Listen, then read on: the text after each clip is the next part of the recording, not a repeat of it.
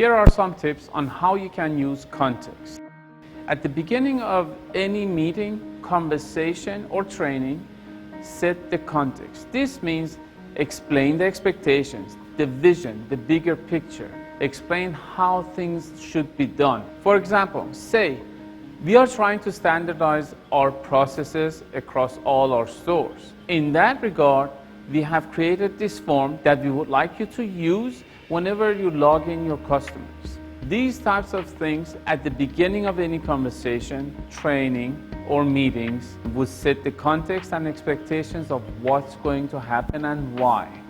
Meetings, normally you have agendas. For trainings, you normally have topics for the training, but also explain the bigger picture, the vision, why it's necessary to have that meeting about those subjects.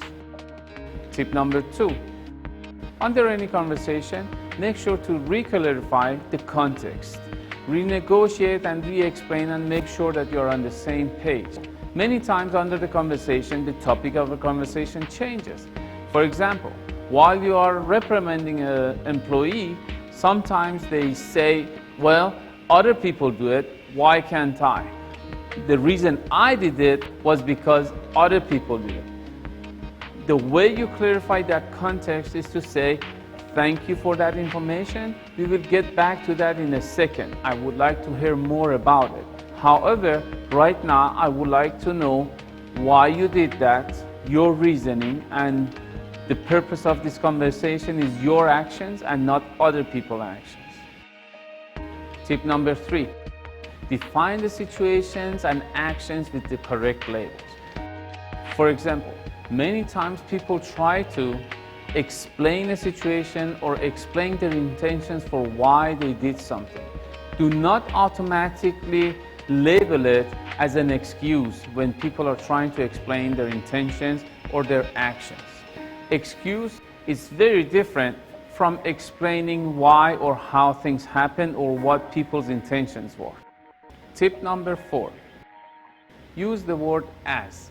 The word as clarifies the expectations of any following message that you might have.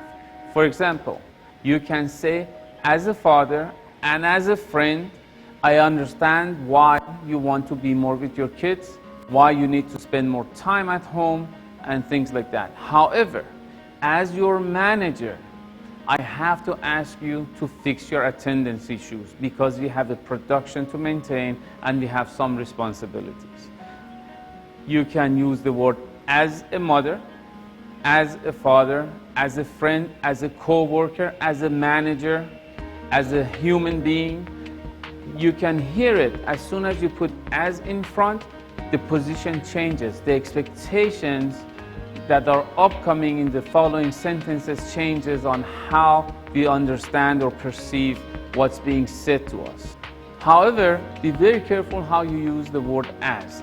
Many times people see you as arrogant or they don't understand why you are saying it because culturally we are not used to people using that kind of a word. So be very careful when you use it and how you use it. Definitely do not abuse the word because it's going to damage your cause instead of helping it. Tip number 5. Be specific and avoid generalizations. Specify expectations and circumstances like who, when, how, what, where. When you do these things, you specify the circumstances, things become more concrete. For example, don't say they are lazy.